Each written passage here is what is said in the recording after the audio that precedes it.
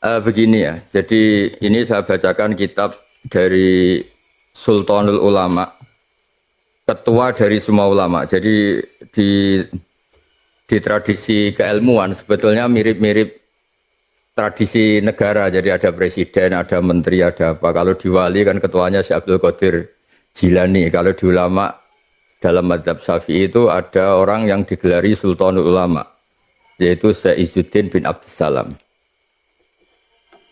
Di Al-Quran ketika Allah memuji salah satu kekasihnya, salah satu nabinya itu karena apa? Wa ja'alani mubarakan ainama kuntu. Saya di mana-mana itu memberkahi yang lain. Saya di mana-mana itu bikin positif bagi orang lain. Saya di mana-mana itu sangat berarti, sangat bermanfaat bagi orang lain. Sebab itu Nabi Isa dengan begitu senangnya, begitu syukurnya menghentikan wa ja'alani mubarakan ainama kuntu. Allah membuat saya di mana-mana itu berkah. Ini biasanya tak pakai dalil sama teman-teman yang mungkin ditakdir di Amerika, di Korea, di Taiwan, di beberapa belahan bumi. Bahwa selain ada ayat ini itu ada hadis al-bilad biladullah wal ibad ibadullah. Fahaitsu ma asabta khairan fa'atim. Sebetulnya semua negara itu milik Allah, semua hamba-hambanya Allah. Maka di mana saja kamu menemukan kebaikan, maka enggak apa-apa di situ saja. Fa'atim, kamu boleh di situ saja. Tentu kalau Anda sudah nyaman di Amerika, tidak usah bilang Indonesia itu gelap. Ya di Amerika saja, tidak usah komentari Indonesia gelap. Kalau Anda di Mekah, ya tidak usah bilang, wah Indonesia itu negara yang enggak suci, yang suci itu hanya Mekah. Ya tidak usah bilang gitu. Begitu juga di beberapa negara yang Anda mungkin di Afrika, terus merasa, Alhamdulillah di sini putih sendiri, ganteng sendiri. Tidak usah begitu. Tapi yang jelas, berkahnya para ulama, sebetulnya dari dulu Nabi itu wawasannya luas sampai tidak mengharuskan orang itu harus di Mekah di Medina. Kata Nabi, al-bilad biladullah, semua negara itu hakikatnya milik Allah, semua belahan bumi milik Allah, wal ibad ibadullah. Semua hamba, semua makhluk itu hamba Allah, entah dia muslim, kafir, orang soleh, fasik, semuanya itu hamba Allah. Fahaitsu ma asabta khairan fa'akim. Kamu di mana saja ketemu kebaikan, maka kamu boleh diam di situ. Tentu kebaikan itu macam-macam. Orang yang hidup di dunia global kayak Anda semua itu kebaikan adalah menunjukkan kalau Islam itu misalnya suka damai, suka toleran. Islam itu agama yang peduli. Sebab itu di An-Nisa 114, ya tolong dicatat, An-Nisa 114, itu ada ayat yang itu jadi pegangan seluruh komunitas muslim dunia. Ketika Anda mungkin rapat di PBB atau rapat-rapat konsultasi dunia tentang perdamaian, itu di Al-Quran itu jelas sekali.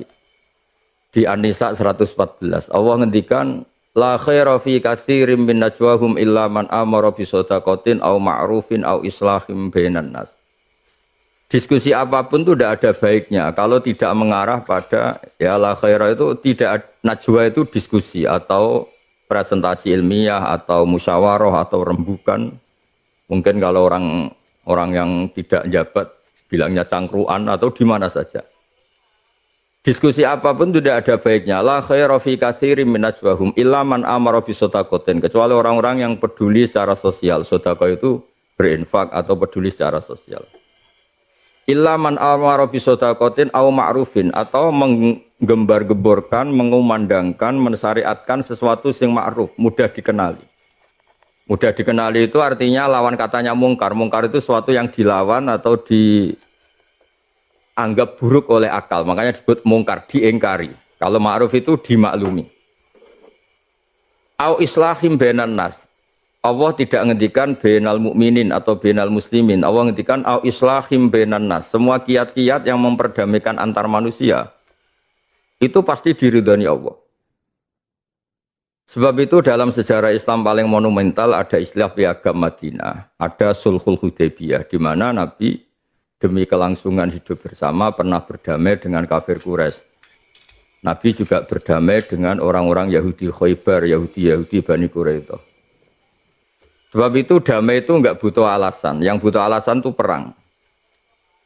Saya ulang lagi, damai itu tidak butuh alasan karena itu fitrah manusia, yang butuh alasan itu perang. Sebab itu dibolehkannya perang di Islam tuh nunggu lama sekian ada kezaliman, ada kesewenang-wenangan, ada macam-macam baru dibolehkan perang dengan arti mempertahankan diri. Sebab itu ayat perang pertama turun itu istilahnya Allah udzina lil ladzina yuqataluna bi annahum zulimu. Telah diberi izin, itu ada di surat Hajj, telah diberi izin orang mukmin melawan atau mempertahankan diri dengan perang karena bi annahum zulimu, karena mereka dizalimi. Ada ayat lagi waqatilu fi sabilillah alladzina yuqatilunakum. Kamu boleh perang tapi dengan mereka yang merangi kalian. Jadi bolehnya perang itu nunggu ada alasan. Seperti kita dulu ngelawan kolonial, ngelawan penjajahan.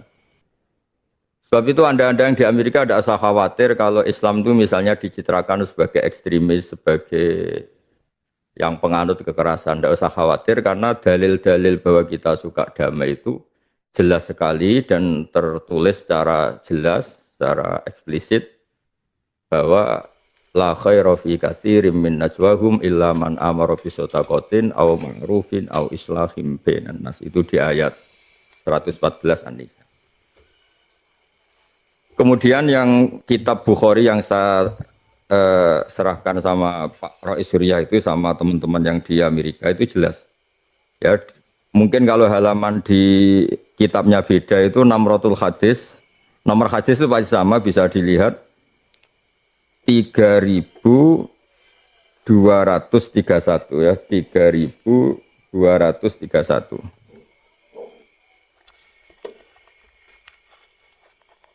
Itu di situ dijelaskan bahwa Nabi itu pernah begitu mengalami hal yang buruk ya, saya baca Arabnya biar dapat berkah dari hadis sahih. Kenapa saya pakai hadis-hadis sahih? Karena nyuwun sewu teman-teman NU ini orang-orang Suriah juga harus belajar lagi. Sering-sering memaksakan dalil-dalil yang enggak jelas sehingga kalau ketemu alumni-alumni Ummul Qura atau Madinah itu memang kita jeblok. Karena gara-gara NU punya tradisi 7 hari ada hadisnya, nanti 40 hari ada hadisnya, 100 hari ada hadisnya sehingga terus repot kayak Nabi itu NU gitu. Jadi itu memang masalah menurut saya itu.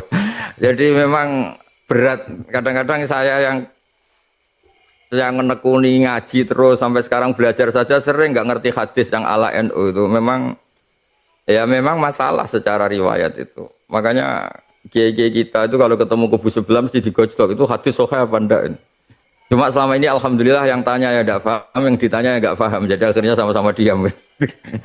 Dan beberapa tradisi NU di daerah-daerah yang kebetulan komunitasnya beda itu terus akhirnya dirubah. Kirim doa bersama atau apalah yang karena tradisi kita itu dituduh mirip Buddha, mirip Hindu macam-macam. Makanya menurut saya wong hadis sahih itu luas ya, kita tidak perlu dalil-dalil yang aneh-aneh karena itu beberapa yang orang doktor hadis atau profesor hadis yang dari Ummul Qura atau dari Mekah itu terus kita kelihatan ndak alim gitu, kita kelihatan ngawur gitu. Sebab itu bentuk penghormatan saya pada komunitas di Amerika Serikat, ini saya dalil itu 2 saja yang aman, 1 Quran, 2 hadis-hadis sahih. Meskipun nanti analisisnya kita ngikuti ulama. Analisis itu penting karena tekstualis itu tidak bisa. Tadi malam saya kebetulan ngisi di hallnya Mbah Sahal, dulu Rois Am NU. Itu saya cerita. Saya tuh sering ketemu orang yang mengemandangkan atau menggembar-gemborkan kembali ke Quran. Saya bilang itu tidak bisa kecuali dengan analisis ulama. Saya beri contoh, di Quran itu hanya ada kata wadarul bai'a. Kalau ada Jumatan sudah mau mulai, tinggalkanlah jual beli. Nah kalau nuruti tekstualis, berarti orang main HP boleh, orang tidur boleh, orang cangkruk boleh, karena Allah hanya melarang tinggalkanlah jual beli wadarul bai'a. Tapi berkahnya analisis ulama itu disebut min itlaqil ba'di wa iradatil qul. Bai adalah contoh dari sekian yang menghalangi orang ikut Jumatan. Sebab itu main HP ya enggak boleh, main apa saja yang bisa mengganggu Anda tidak bisa Jumatan. Begitu juga ada ayat wa antasma'u bainal ukhtain. Ya di akhir juz 4 itu kan ada khurimat alikum ummahatukum, kamu tidak boleh menikahi ibu-ibu kamu. Itu jelas, ummun itu artinya ibu.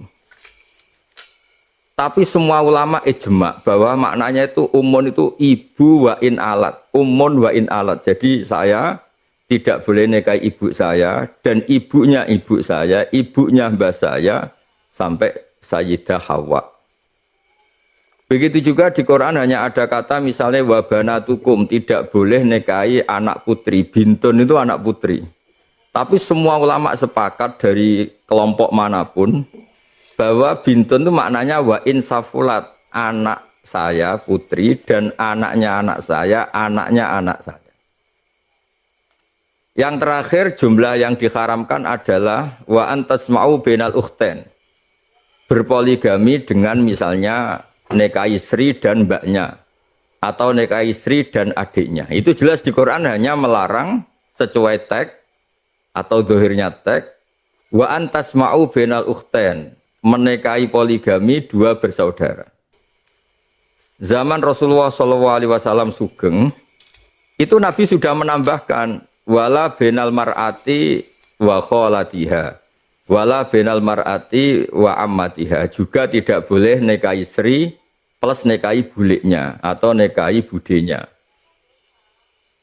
Kemudian di era ulama supaya orang itu gak salah paham, diberilah satu kaidah yang lebih komplit dalam pemahaman masyarakat, yaitu disebutkan tidak boleh berpoligami dengan dua perempuan yang keduanya ada hubungan mahram.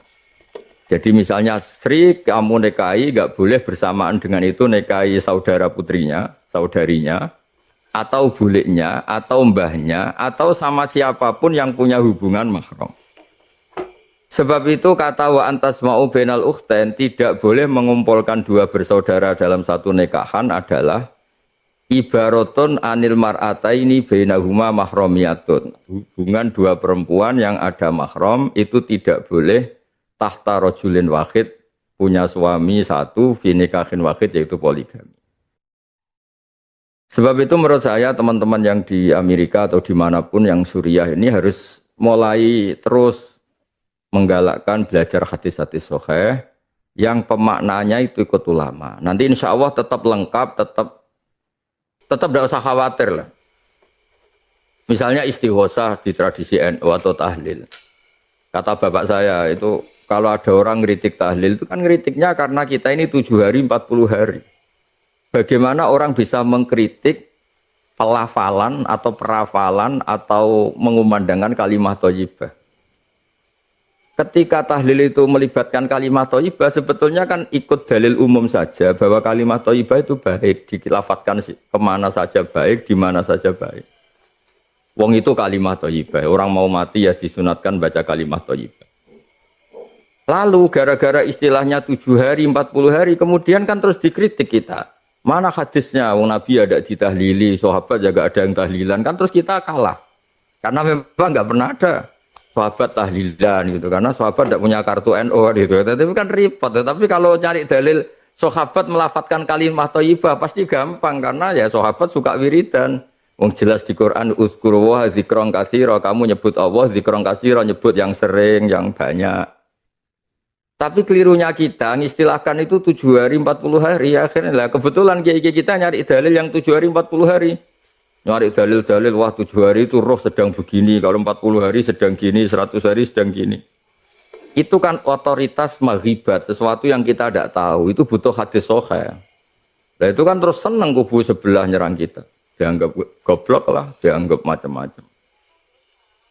Sebetulnya kalau dianggap nggak apa-apa, kalau kebetulan kita ada goblok lah, yang repot itu dianggap kebetulan kita ya keliru betul, itu aja kan masalah, kan itu kan masalah besar gitu. Coba ikutkan saja kaidah umum misalnya uzkuru wa dzikron katsira. Kenapa kalau wiridan NU la ilaha illallah kok 100? Ya kalau 100 kan pasti dzikron katsira, itu pasti banyak itu. Kenapa tidak 2 saja misalnya? Ya kalau 2 kayaknya diperdebatkan itu sudah banyak apa belum, kan lebih rasional. Yang disepakati banyak ya kita misalnya nyebut la ilaha illallah 10 kali, 100 kali. Pasti orang sepakat itu dzikron katsira.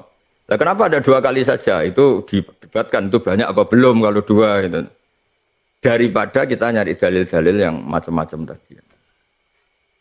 Nah, meskipun saya di NU, entah saya sendiri nggak tahu saya ini kultural apa-apa, yang jelas itu konstitusi saya itu bahwa orang alim itu harus hentikan ilmu dan kitmanul ilmi itu haram, menyembunyikan ilmu itu haram.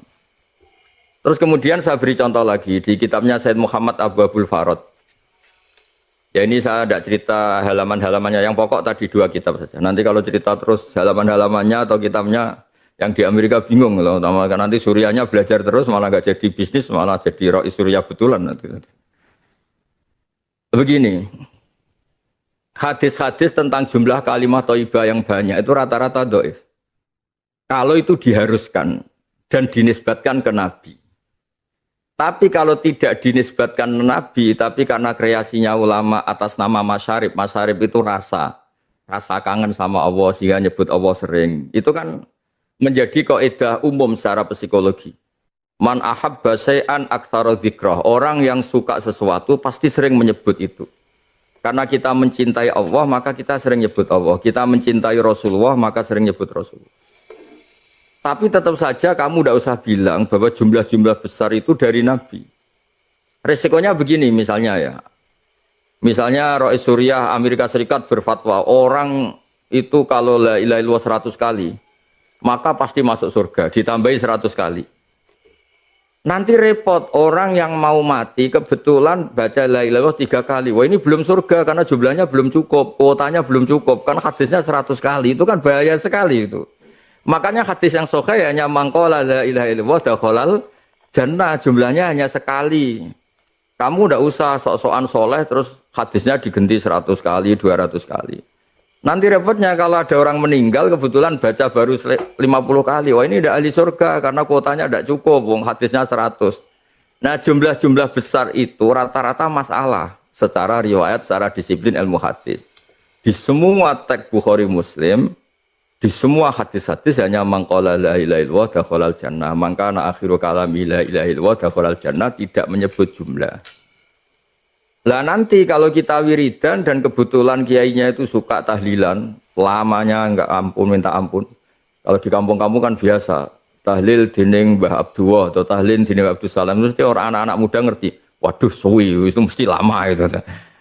Tapi lamanya ini kita carikan dalil, yaitu tadi man ahabba syai'an aktsara dzikrah. Orang yang suka sesuatu pasti sering nyebut. Misalnya Anda hidup di Amerika, mungkin ibu-ibu mencintai satu hal tertentu yang baru terkenal. Pasti ya sering nyebut itu. Anak-anak muda baru suka apa, sering nyebut itu. Misalnya dulu saya kan ngertinya ya anak muda-mudi. Sekarang orang bilang Gen Z, semuanya pasti pakai bahasa Gen Z. Nah karena kita mencintai Allah, man ahabba syai'an mesti aktsara dzikrah. Orang yang suka sesuatu pasti sering nyebut.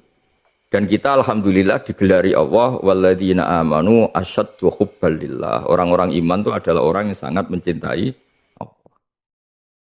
Ya kemudian yang di Bukhari ini juga sekaligus kenangan saya. Ketika Nabi dapat perlakuan sangat buruk dari komunitas Abdi Yalil. Abdi Yalil itu sekarang ikut Taif.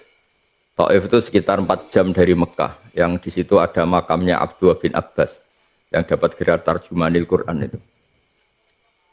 Itu diperlakukan buruk sekali, dilemparin batu, dihujat, macam-macam. Kemudian ketika Nabi ingin di Taif, dakwah di Taif, karena di Mekah ditolak, ternyata perlakuan orang Taif lebih buruk. Kemudian Nabi kembali lagi ke Mekah, padahal Nabi menghindari Mekah ke Taif itu untuk dakwah dan dengan harapan Taif lebih baik. Ternyata lebih buruk karena orang Taif itu dijelaskan di tarikh aghrau sufaha'ahum. Orang-orang yang bodoh-bodoh yang tidak punya etika, tidak punya peri kemanusiaan disuruh ngelempari Nabi, disuruh. Jadi kunane kuno mulai dulu itu kalau orang terpelajar itu relatif berkemanusiaan. Makanya orang-orang terpelajarnya enggak mau, mereka benci Muhammad tapi enggak mau ngelempari sendiri. Tapi mereka aghrau sufaha'ahum, memprovokasi orang-orang bodoh, orang-orang yang enggak terpelajar untuk ngelempari Nabi sampai Nabi berdarah-darah. Karena mereka sendiri sebagai orang terpelajar itu menghindari itu, menghindari berbuat anarkis itu. Akhirnya Nabi nganggep di Mekah itu lebih baik. Pulanglah Nabi ke Mekah lagi. Terus disambut oleh Malakul Jibal, ada malaikat gunung bilang, ya Rasulullah saya punya tugas dari Allah untuk ngasih engkau 2 pilihan. Apa engkau ingin orang-orang Mekah ini yang mendustakan kamu ditungkepi gunung, cara ditimpali gunung ini supaya mereka mati semua. Ya terus di situ ya ini saya baca supaya jadi kenangan ya ada teks hadis sahih di situ. Sumakola ya Muhammad faqala dzalika fi ma syi'ta. Tapi itu terserah kamu. In syi'ta an udbika alaihim al-akhsyabain. Kalau kamu ingin mereka akan saya tumpas dengan dua gunung besar ini. Faqala Nabiyyu sallallahu alaihi wasallam bal arju ayyufrijawahu min aslabihim ma ya'budu wa wahda. La yusyriku bihi syai'an. Tapi saya berharap mereka masih kafir sekalipun, tapi saya berharap anak-anaknya nanti menjadi Islam. Makanya agama ini bagi limangka nayar juwo hawal yaumal akhir. Agama ini untuk selalu orang yang punya harapan. Dan itu terbukti Abu Jahal itu punya anak yang sangat alim. Namanya Ikrimah bin Abi Jahal. Walid bin Mughirah itu musuh besarnya Nabi. Tapi punya anak namanya Khalid bin Walid. Menjadi panglima besar Islam. Abu Lahab punya putri namanya Darrah. Itu termasuk tokoh penting dalam Islam. Jadi agama ini agama harapan, limangka nayar juwoha, bagi orang yang selalu berharap. Saya yang nekuni dunia kiai sering ada wali santri itu nangis. Tak tanya kenapa engkau nangis. Katanya Gus, pas acara khataman Quran, saya ini baca Quran nggak bisa, tapi anak saya bisa hafal Quran. Di Indonesia itu banyak orang awam yang baca Arab saja tidak bisa, tapi anaknya bisa ngaji kitab. Artinya apa? Jangan karena orang tuanya bodoh terus kita berhenti berharap. Bisa saja anaknya bodoh, nanti cucunya bodoh, cucunya. Pokoknya kita tidak boleh berhenti berharap. Kita tahu kan di Indonesia itu Islam masuk itu ada tanggalnya, ada tahunnya. Misalnya tahun paling lama di Indonesia itu katanya dimulai Yusuf Baros, karena itu katanya muridnya Sidina Ali. Itu tahun terlama penanggalan Indonesia. Setelah itu Aceh. Di Jawa yang terkenal ya dimulai dari mbahnya Wali Songo. Karena Wali Songo itu kita tahu ketuanya Sunan Ampel, punya abah namanya Ibrahim Asmorokondi, terus punya abah namanya Mbah Jumadil Kubro. Jadi kalau orang-orang Jawa, Islam itu kelihatan di Jawa itu ya dimulai dari mbahnya Sunan Ampel, yaitu Mbah Jumadil Kubro, yang secara terkenal makamnya katanya di Mojokerto. Saya bahasakan yang secara terkenal karena di Indonesia itu baru ramai kuburan-kuburan banyak itu, sehingga setiap titik itu biasanya ada kuburan tokoh-tokoh terkenal sehingga terus banyak perdebatan.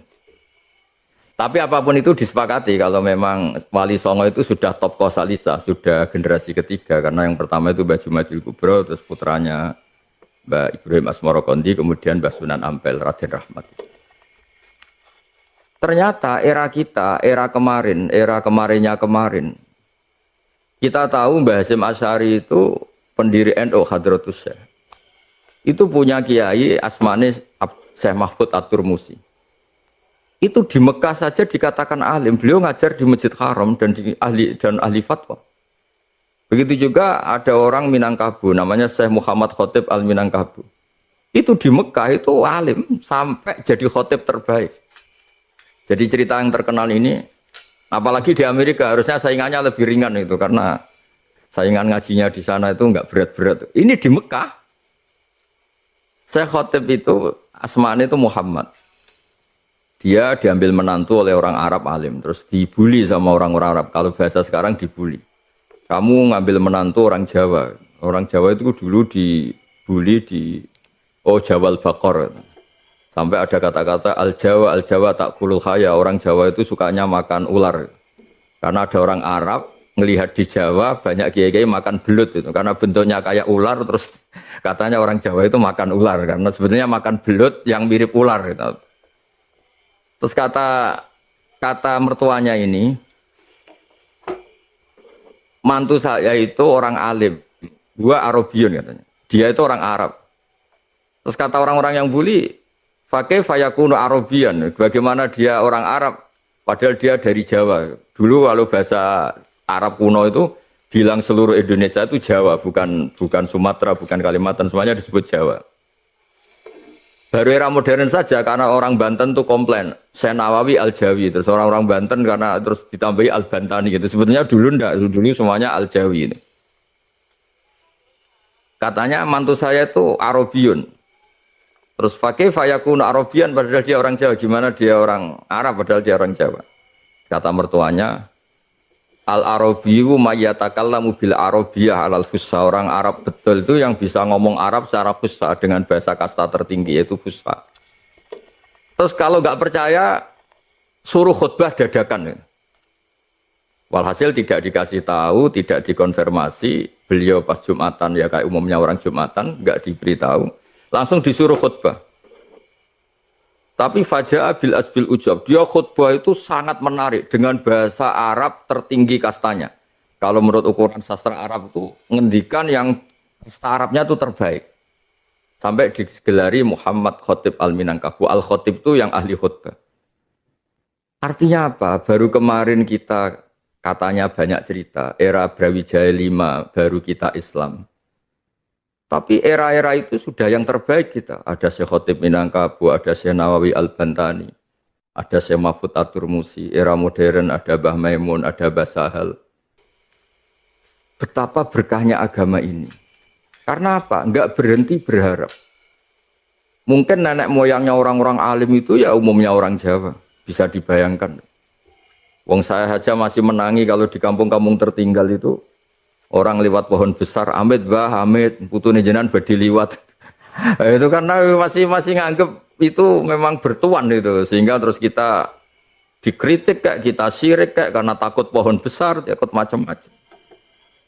Tapi berkahnya berharap kita terus ngajar lewat pendidikan pesantren, lewat kuliah, lewat peradaban yang baik. Alhamdulillah kita sekarang keren. Jumlah orang haji terbanyak, kita muslim mayoritas dengan kualitas yang baik. Bahkan di negara Amerika saja tetap jadi kiai, itu kan luar biasa. Jadi ini prestasi-prestasi yang harus kita syukuri seperti ngaji ini. Agama ini limangka nayar juwa hawal yaumal akhir. Agama ini selalu bagi yang punya harapan. Makanya andekan ya.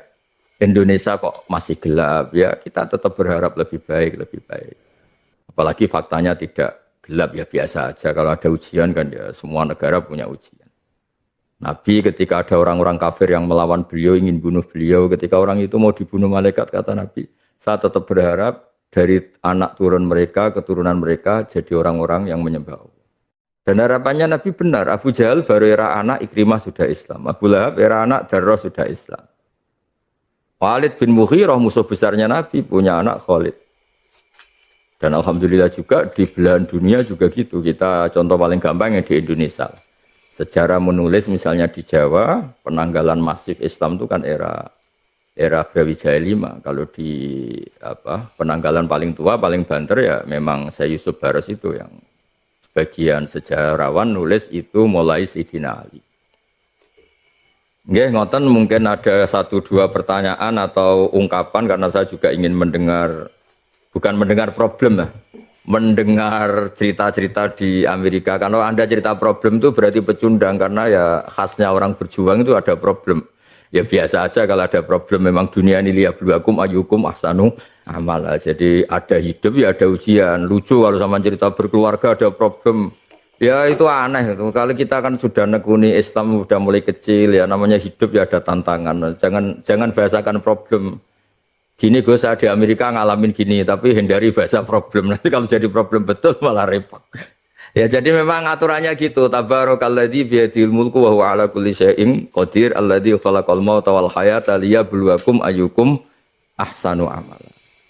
Jadi saya itu pengalaman jadi kiai yang paling saya kenang tadi, saya berkali-kali cerita itu. Ada perempuan yang kebetulan tidak cantik, miskin lagi, terus lapor saya, Gus, doain saya kaya, saya ini bosan miskin, suami saya pengangguran miskin. Terus saya jawab, kalau doa saya mustajab, kamu siap? Siap gimana Gus? Kalau sudah kaya, paling yang diganti itu rumah jadi lebih baik, mobil lebih baik. Lama-lama suami kamu evaluasi ganti istri ya. Wah sudah Gus kalau gitu miskin aja. Karena nggak mungkin rumah baik, mobilnya baik, kemudian penumpangnya Anda, pasti nyari penumpang baru. Kemungkinannya 2, diganti atau ditambah. Ya sudah Gus miskin aja kan. Artinya kan ya sama-sama ada ujian. Miskin ya ada ujian, kaya ya ada ujian gitu. Jadi ya sama lah Anda kalau punya suami di rumah terus kuper. Kalau keluar terus rawan direbut orang itu kan sudah sunatullah. Itu sudah gak usah bilang problem. Ya ngiyai ya gitu. Kalau terlalu lunak dianggap gak punya berpendirian. Kalau terlalu keras dari ekstrim kanan. Kalau gak punya sikap katanya gak jelas. Ya jadi sudah nanti Monggo kalau jenengan cerita-cerita yang gampang-gampang lah yang asik ya. Nggih, ngoten. Assalamualaikum warahmatullahi wabarakatuh. Saya tambahkan begini ya. Jadi problem kita ya karena kita ini pengajian NU ya kita sebut problem di NU. Tapi sebetulnya ya problem semua ya. Problemnya adalah saya itu sering cerita sambil guyon. Kita ini mulai kecil karena kiainya sudah tidak belajar lagi. Kalau ada orang meninggal pasti dalilnya itu kullu nafsin dha'iqatul maut. Kalau ada orang khitan mesti cerita, oh Nabi Ibrahim dulu itu dikhitan umur 80 tahun sehingga harus pakai kapak. Karena kalau pakai peso biasa bisa putus pesonya. Sehingga terus kita ini nggak pernah menambah ilmu. Jadi saya bayangkan Pak Abdul Wahid tadi yang pernah ketemu saya Yusuf Qardawi. Andaikan ayat yang di An-Nisa 114 itu kita terkenalkan. Seterkenal ayat bagi kaum pria. Fankihu matobalakum minan nisa masna wa sulasa wa ruba'. Ini kan problemnya kita ini agak-agak egois. Yang suka poligami selalu dalil silahkan nikah perempuan 3, 4 gitu. Andaikan kita semua sepakat menterkenalkan ayat-ayat yang visi Islam itu universal kayak ayat yang baca tadi. La khaira fi katsirin, tidak ada kebaikan dalam sebuah diskusi apapun kecuali yang menggerakkan kebaikan termasuk terakhir au islahim bainan nas bahwa misi perdamaian. Sehingga tertanam di tokoh-tokoh Islam sampai menjadi cara Pak Wahid tadi tatbiki aplikasinya semua berorientasi ingin damai. Au islahim bainan nas. Karena ayat itu enggak diterkenalkan. Misalnya di Indonesia orang Toreka selalu dalil ala bidzikrillah tatmainnul qulub. Itu diulang-ulang. Sehingga masyarakat ini nyuwun sewu enggak tambah ilmu ini. Saya tidak termasuk yang kritik, tapi yang otomatis agak-agak beda. Terus saya sering dalil beberapa ayat karena ingin saya panduan orang Islam itu ayat Quran yaitu kita terkenalkan untuk sebagai solusi bangsa. Terus tadi yang dikatakan Pak Wahid Indonesia Kebangkitan itu memang nyata. Nyatanya begini. Dulu ketika Imam Ghazali alim itu marganya masih Persia. Karena TOS itu ikut Iran. Iran itu Persia. Irak itu dulu ya dianggap ajam. Ajam itu non-Arab. Melahirkan Baghdad. Ulama-ulama terkenal dari Baghdad. Abu Hanifah itu orang Irak. Irak itu ajam. Ajam itu tidak Arab. Dulu sebelum ada Timur Tengah ada itu. Artinya gini, kata beberapa ulama, ketika Allah memaklumatkan agama ini kafatal linnas untuk siapa saja, itu terus sebegitu mudah orang Islam sosialisasi di mana-mana. Ya tapi tadi catatannya seperti yang dipandukan oleh Nabi Isa tadi, wa ja'alani mubarakan aina ma kuntu. Mubarak paling mudah itu ya kita di mana-mana ada di problem, sehingga Islam itu selalu mengkampanyekan la darara wa la dirar. Sudah hidup di mana saja enggak masalah. Kalau kamu tidak problem bagi orang lain, la darara wa la dirar. Atau tadi kalau istilahnya Nabi Isa, wa ja'alani mubarakan aina ma kuntu. Saya ini diciptakan Allah di mana-mana itu bawa berkah, tidak bawa problem. Artinya kalau kita hidup di mana saja, mulai hal-hal kecil kayak kumpul mertua atau kumpul tetangga, kumpul tempat kerja, kumpul di komunitas manapun. Kalau eksistensi kita ini adalah mubarak, orang yang membawa berkah itu kan nggak ada problem. Membawa berkah itu gimana? Panduan Quran itu jelas. Dimulai misalnya bermental memberi, bukan bermental ingin mendapat. Alladzina yunfikuna fis sarra wad dharra. Kita jenisnya teman yang heroik. Menguntungkan orang lain, bermanfaat bagi orang lain. Alladzina yunfikuna fis sarra wad dharra wal kadhiminal ghaidha. Kalau ada gesekan sosial, gesekan pertemanan, kita bisa ngempet emosi, bisa menahan emosi, tidak meledak-ledak. Wal afina 'anil nas, ketika salah paham, kita mudah memaafkan. Aku yakin orang yang hidup di mana saja dengan mental itu pasti baik-baik. Tapi kalau kita hidup sudah bersama orang yang kita cintai sekalipun, tapi kalau kecewa meledak, kalau kecewa perang, itu mesti bikin problem. Makanya ada seorang tanya, ya Rasulullah saya kasih nasihat. Kata Nabi la taghdab, jangan gampang emosi. Minta nasihat lagi, Nabi itu jawab la taghdab. Karena semua kerusakan dunia itu dimulai temperamental, emosional, ngadepi apa saja. Terus tatbikinya tadi kata Pak Abdul Wahid, ruwet, jadi tambah hari tambah ruwet. Coba kalau kita ngikuti panduan Nabi, la taghdab, jangan mudah emosi, jangan mudah tersulut emosi. Ya saya kira demikian. Jadi saya senang sama tadi komunitas masjid di Pak Muhammad Soleh tadi. Senangnya adalah toleransi itu bukan berarti kita meluluhkan atau mengabaikan hukum internal Islam, karena itu jadi khas kita. Justru kita menunjukkan khas kita dari awal itu menunjukkan ini adalah batas. Ya, kata Allah itu yang lewat Rasulullah itu disebut wahadda hududan fala ta'tadu. Justru khasnya Islam itu adalah bikin batas atau kita berkarakter. Misalnya gini, bukan berarti kalau kita toleransi sama non-muslim, terus teman-teman kita sebangsa non-muslim ngajak main voli misalnya, mereka membuka aurat, terus kita membuka aurat pakai celana pendek misalnya. Enggak juga. Dan berkahnya kita konsisten, lama-lama orang juga ngerti faedahnya kita berpakaian rapi daripada yang tidak berpakaian rapi. Mungkin kita tidak jadi objek pelecehan seksual dan sebagainya. Itu contoh di komunitas. Sama seperti kita karena menjaga khas Indonesia, mungkin kita tetap makan pecel, makan nasi. Meskipun kita nerima tamu dari Eropa, tapi jangan berarti toleransi atau menjaga kemasmukan kita maksakan makan pizza, terus kemudian kita mungkin mencret atau apa. Tetap kita jaga khas masing-masing. Nah, menyangkut hukum fikih, menurut saya itu benar yang dilakukan komunitas masjidnya Pak Soleh tadi. Begini. Yang boleh memang kalau itu pun masih diperdebatkan, boleh enggak orang Islam lelaki menikahi perempuan ahli kitab. Yang bilang boleh itu syaratnya juga banyak, ahli kitab yang begini-begini. Kemudian kalau sebaliknya memang enggak ada pendapat yang membolehkan, yang sebaliknya perempuannya muslimah, lelakinya non. Tapi begini Pak Soleh, kalau yang jenengan ceritakan itu benar-benar jadi keputusan masjid itu saya apresiasi, itu bagus sekali. Dan memang secara hukum fikih kalau dia sudah bersyahadat saat mau nikah ya memang statusnya itu muslim. Nah, soal kekhawatiran tadi, saya setuju. Pokoknya kita harus baku bahwa muslimah ini harus nikah sama orang Islam. Dan kalau dinikahi orang kafir ya harus bersyahadat. Karena begini, di mana-mana toleransi itu karena ngakui eksistensi masing-masing. Justru nanti menjadi tidak toleransi ketika nggak ada pengakuan pada eksistensi masing-masing. Karena di mana-mana toleransi itu ya ngakui eksistensi. Kita menghormati orang lain ya karena dia tidak ngambil istri kita, tidak ngambil harta kita. Artinya nggak mengambil hak yang milik kita. Sama orang lain juga harus menghormati cara kita pandang dalam hukum apa? Nikah. Kemudian kekhawatiran itu dua. Ada kekhawatiran objektif, ada kekhawatiran subjektif. Kalau kekhawatiran subjektif tentu tidak kita dengar. Tapi kalau kekhawatiran objektif, misalnya kita punya keluarga yang di komunitas non-muslim, kemudian kulturnya itu semuanya mengarah ke syirik. Bukan kultur-kultur yang biasa, tapi memang mengarah ke syirik. Itu mungkin kita harus khawatir. Tapi kalau kultur bawaan modern, kultur bawaan zaman, ya kita tinggal nyeleksi itu jenis maksiat apa enggak. Makanya saya sering ditanya, Gus, fikih Islam cukup enggak untuk menganalisis teknologi mutakhir? Saya jawab, orang yang menciptakan bom paling dahsyat di dunia. Tentu kita tidak bilang itu hebat, karena itu penghancur manusia. Nanti hukumnya ya sama. Hukumnya ini adalah penemu kerusakan apa penemu teknologi tercanggih. Tetap fikih cukup. Fikih akan bilang, jika itu digunakan untuk ifsad, untuk merusak, pasti itu hukumnya haram. Ya sama misalnya, gimana hukumnya bikin teknologi orang naik ke bulan?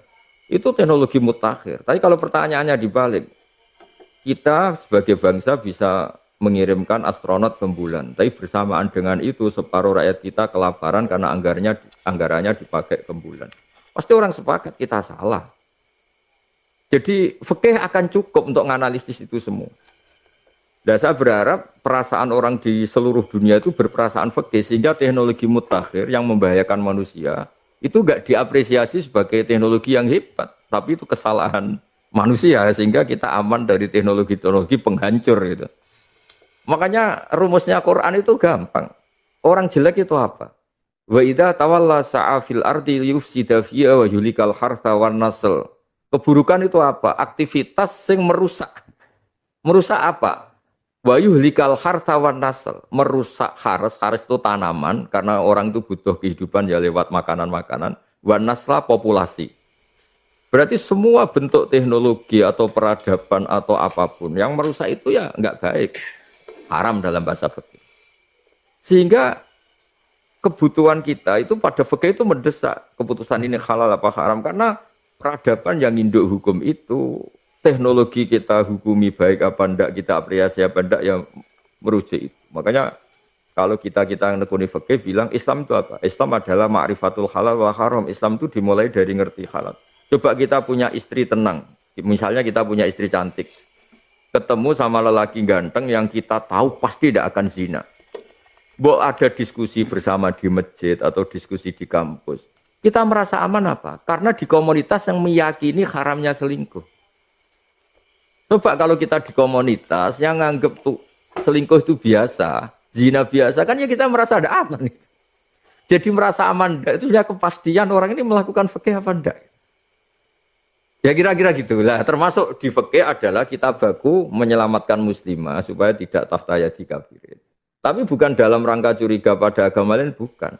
Di mana-mana itu mesti ada aturan, yang berkahnya aturan itu justru menciptakan dunia yang baik-baik saja. Kalau tanpa aturan malah menjadi kacau, karena tadi kita sampai menjaga kemasmukan justru karena semuanya jaga keekhasan masing-masing. Ya saya kira gitu Pak Soleh. Jadi ini saya pikir cukup karena yang jenengan lakukan itu sudah benar. Baik, Ya terima jadi kasih. ya gitu kira-kira. Nggih, nggih. Tadi yang sudah terjawab ya Pak Saleh, nggih? Ya. Ya. Baik, kita lanjutkan kepada penanya berikutnya, Bapak Fahri Maulani. Assalamualaikum warahmatullahi wabarakatuh. Salam warahmatullahi. Selamat pagi Gus, saya Fahri Mujahid Maulani dari Karawang. Izin bertanya Gus, hukum jual beli emas online itu bagaimana ya Gus ya? Terima kasih. Sekian, wassalamualaikum warahmatullahi wabarakatuh. Assalamualaikum warahmatullahi wabarakatuh. Jadi begini Mas Fakhri Maulana. Maulaya atau Maulana? Maulani Mas. Maulani ya. Iya, Gus maaf. Jadi begini. Baik itu jual beli itu kalau di kitab-kitab fikih kayak kitab Al-Muhadzab, kayak kitab Asmu juga di fikih-fikih yang turunannya kayak Mu'in, Fathul Qorib itu turunan dari kitab-kitab yang saya sebut. Nabi itu naha Rasulullah Shallallahu Alaihi Wasallam an bai'il gharar. Nabi itu melarang jual beli yang potensi ketipu. Ketipu itu kan potensi bisa, real bisa. Potensi adalah kita tidak kenal, PT-nya nggak terkenal, atau lawan transaksi kita tidak kredibel. Atau sudah kredibel tapi karena tidak langsung, mentalnya rubah. Setelah uang itu kita transfer misalnya karena dia ada orang siko yang bisa dipercaya, dan akumulasi uang banyak, terus dia nipu. Contoh gampang, nyun sewu kayak jual beli travel, jual beli misalnya orang umroh. Itu ketika jumlahnya 20-10 ini kadang pihak PT masih sikoh karena jumlah uang. Tapi setelah puluhan miliar, makanya banyak travel di Indonesia yang kasus kan ternyata malah rata-rata yang kasus rame dulu di Indonesia kan karena pendaftarnya banyak, kemudian uang menumpuk banyak, terus pikirannya macam-macam. Nah, maksud saya jual beli emas yang online, kalau memang ada kepastian itu baik-baik saja. Dengan transaksi yang baik, kepastian jual beli baik ya nggak apa-apa. Tapi kalau misalnya kita halalkan secara masif, takutnya ada orang yang nyuwun sewu gak ahli teknologi, dia agak ngerti ini asli apa ndak, ini bener apa ndak. Kemudian mau ikut-ikut rame terus korban penipuan teknologi itu kan ya terus jadi repot. Makanya agama di bab-bab seperti ini mesti jawabnya itu ngeper itu tafsir. Jika itu terbukti baik dan baik-baik saja dengan korina yang baik ya kita halalkan. Tapi jika ada masalah dan ada indikasi masalah, ya maka diharamkan. Karena hubungan jual beli kata Allah itu yang lewat nabinya naha Rasulullah an bai'il gharar. Kalau di Qur'annya istilahnya la taqulu amwalakum bainakum bil batili wa tudlu biha ilal hukam li taqulu fariqam min amwalin nas. Mulai dulu itu ada yang namanya legal formal. Kalau legal formal negara sudah sah, kesannya sah. Padahal justru dilegalkan sah ini, terus kemudian pemain-pemain yang berdua ini pura-pura soleh, padahal dia jenisnya nggak soleh. Dan mulai dulu itu ada trik, justru legal formal itu malah masalah dulu, ini cerita dulu. Sekarang pun banyak travel yang sebetulnya dapat izin dari Kementerian Agama, semuanya resmi. Justru resmi dipakai dalil untuk menarik konsumen atau calon. Ternyata setelah berdalil resmi, dia mentalnya tidak baik. Jadi legalnya legal, mentalnya tidak baik. Nah, jual beli emas, terus kita beli online apa. Sebetulnya kisarannya masih itu, kisarannya Gharar apa enggak gitu. Jadi potensi nipu pokoknya jelas teksnya hadis nah Rasulullah sallallahu alaihi wasallam anbeil gharar dari jual beli yang menipu bisa faktual, bisa potensial. Maka kita tidak bisa membuat hukum secara pasti. Ini halal, ternyata ada oknum yang masalah. Kita bilang haram, nyatanya ada yang baik menjadikan menggeliatnya ekonomi. Ya saya kira demikian Mas Fakhri Maulani.